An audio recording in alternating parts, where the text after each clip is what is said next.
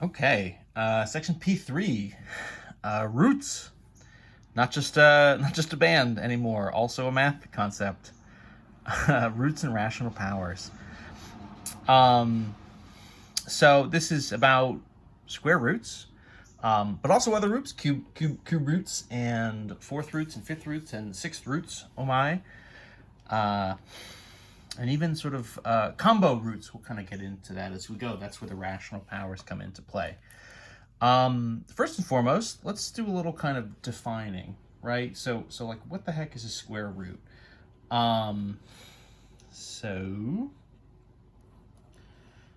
the square root of A would equal B. So square root, right, the symbol looks kind of like a division sign. It has just this little extra kind of tail in front of it that I guess separates it from being a long division sign. It's division-ish, right? You know, roots are kind of the opposite of exponents, right? And so exponents for us was sort of repeated multiplication. So in some sense, roots, you know, repeated division-ish, kind of. In any event, so square root of A equals B. So what that means is B squared would get us back to A. And so like, for instance, right? So square root 16 is going to be 4, right? Since for us, right, 4 to the 2 would get us back to 16. Right, square root 36 would be 6, since 6 to the 2 is 36, right? So this is kind of a no words definition in some sense. Right, so we're kind of just reversing what would have been an exponent, right? You know, if you've got b squared to a, you know, how do you kind of reverse it and get kind of from a to b? Well, you would do a square root in this case. So square root is going to be the opposite of squaring something, raising it to the 2. A lot of times we'll kind of just say root, right, instead of square root. You know, we'll go into the higher powers here in a little bit. But, you know, if somebody just says, like, okay, you know, here is whatever, root 81, right, is how they might say this if they don't say square root. And then you say, okay, that's 9 since, right, 9 to the 2 is 81. And that's the basic setup. The thing here, you're a little bit limited in terms of, like, what kind of numbers can we do this with, in as much as, like, you know, what you're looking for really kind of ideally underneath the square root is a perfect square, right? 4 squared is 16, 6 squared 36, 9 squared 81. You know, there's a lot of space between these values, right? If we think of the different squares, you know, 1 squared is 1, 2 squared is 4, right? 3 squared is 9, 4 squared is 16. You guys can do numbers.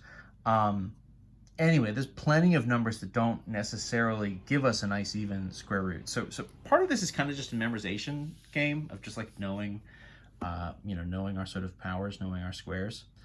You'll probably only have them memorized up to a certain point. We're not going to necessarily deal with giant ones up in the, you know, the stuff that's too much bigger than, you know, 100 and probably not up into the thousands or anything. In any event, one thing you might be kind of asking yourself is we need to be careful with square roots and negatives. So we talked about, right, for exponents, if you square a negative number, right? So recall, you know, if we put a parentheses around -3 and then I square it, what I'm going to get is positive 9, right? Because that would be the same thing as like -3 times -3, right? Would get me to this positive 9. So then the question is, does that mean that like the root of 9 is also -3? Like, question mark? And this is a terrible answer, but the answer is essentially sometimes, kind of sometimes yes, kind of sometimes no.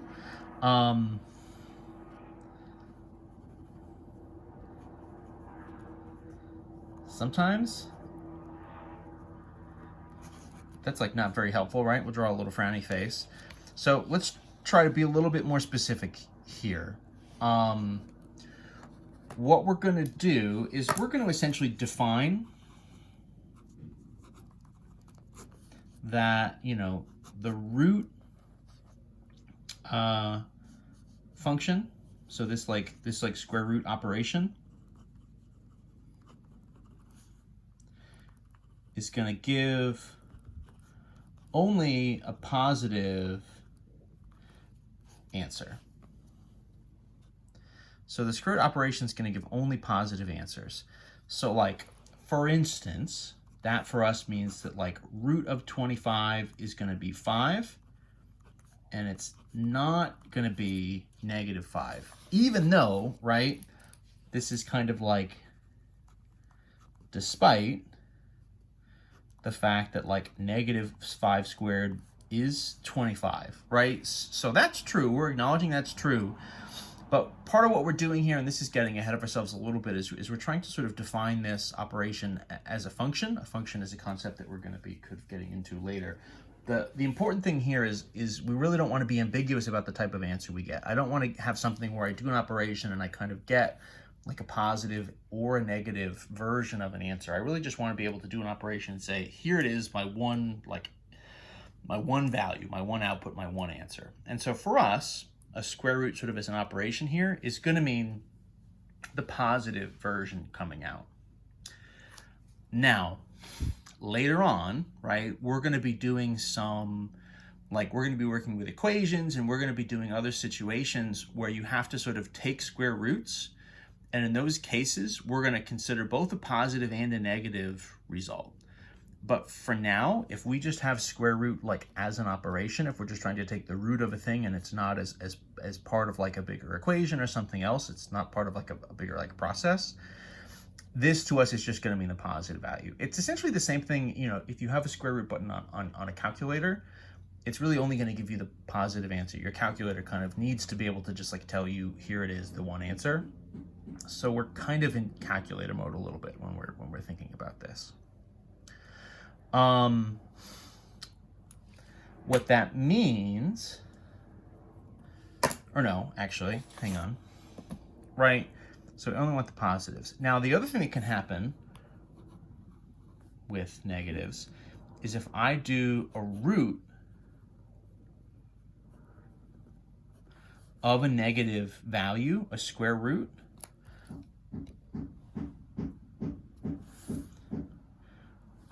what that's going to give me is not a real number. So, you know, or you could say it's, you know, undefined, or sometimes what you'll see is does not exist, which sometimes I'll write as just like DNA. So if I try to take a square root of a negative value, it's just not going to go. So like, for example, right, if I know that like the root of 9 is +3. So we said we're just going to do the positive value. If I try to throw a root over -9, you know, you might say, well, okay, well, so the positive one only gives us the positive. You get the negative if you put a negative over here. And the answer is no. This is going to be, as the book says it, is just like not a real number. This would be what we would actually call an imaginary number, which is a whole other concept we'll kind of maybe talk about later. And the idea is this is essentially just impossible. So like, why is that impossible? Like, what's the issue here? And the issue is anytime I square something, right? So like, if root of 9 equals x, then what that means to us, right, is that x squared would be -9, right? That's kind of what that would mean. But anything I square, right, if I have a positive number and I square it, I'm going to get a positive. If I have a negative number and I square it, right, which we just did a second ago, negative times negative is also positive. So like, you know, if I'm trying to hit this 9, right, you're saying, okay, well 3 squared is 9, so that's not going to do it. What about negative 3 kind of quantity squared? Well, right, that's just double negatives, 3 and 3. It's just like also positive 9. There's not a way to make this happen. There's nothing I can do.